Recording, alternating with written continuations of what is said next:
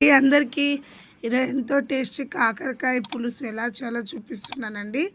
కాకరకాయ చాలా ఈజీ అండి, అలాగే టేస్ట్ బాగుంటుంది, చేదు ఉండదు, పిల్లలు కూడా ఇష్టంగా తింటారు. ముందుగా కాకరకాయని కట్ చేసి పసుపు సాల్ట్ వేసి బాగా కలిపి ఆ రసాన్ని పెట్టి పక్కన పెట్టి పిసుక్కొని పక్కన ఉంచుకున్నాను.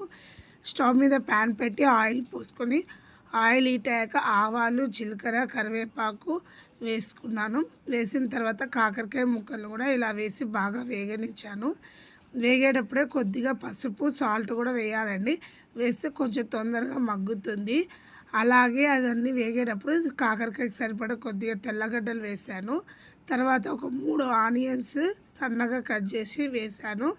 వేసి ఇవన్నిటిని బాగా కలిపానండి. కలిపి ఒక 5 మినిట్స్ అలానే ఉంచేసాను.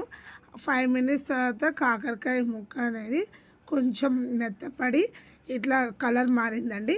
ఇప్పుడు దాంట్లోకి సరిపడా ఒక 5-6 టమాటాలు సన్నగా కట్ చేసి వేసాను. కట్ చేసి బాగా కలిపాక దాని రుచికి సరిపడా కొద్దిగా కారము, ధనియాల పొడి కూడా వేసి బాగా మగ్గనివ్వాలి. అలా మగ్గుతున్నప్పుడు కొంచెం ఆ టమాటా అనేది కూడా మెత్తపడాలండి, అప్పుడే టేస్ట్ బాగుంటుంది.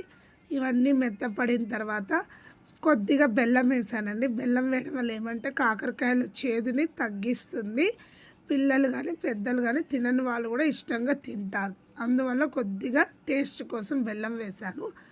తర్వాత దానికి సరిపడా ఒక చింతపండు రసాన్ని పిసుక్కొని పోసానండి. ఆ కాకరకాయకి ఒక చిన్న కప్పు చింతపండు రసం వేసాను. అది పోసిన తర్వాత బాగా ఉడకపెట్టాను. ఉడికిన ఒక 5 మినిట్స్ తర్వాత దానికి ఒక పొడి వేసి వాటర్లో కలిపి పోసానండి. అది కారపులుసు పొడి అంటారు. దానికి ఏం వేసానంటే ధనియాలు, ఉద్దిపప్పు, శనగపప్పు, ఎండు కొబ్బరి, కొద్దిగా నువ్వులు, చింతపండు, ఉప్పు ఇవన్నీ వేసి వేయించుకొని పొడి కొట్టిన దాన్ని వాటర్లో కలిపి పోసానండి.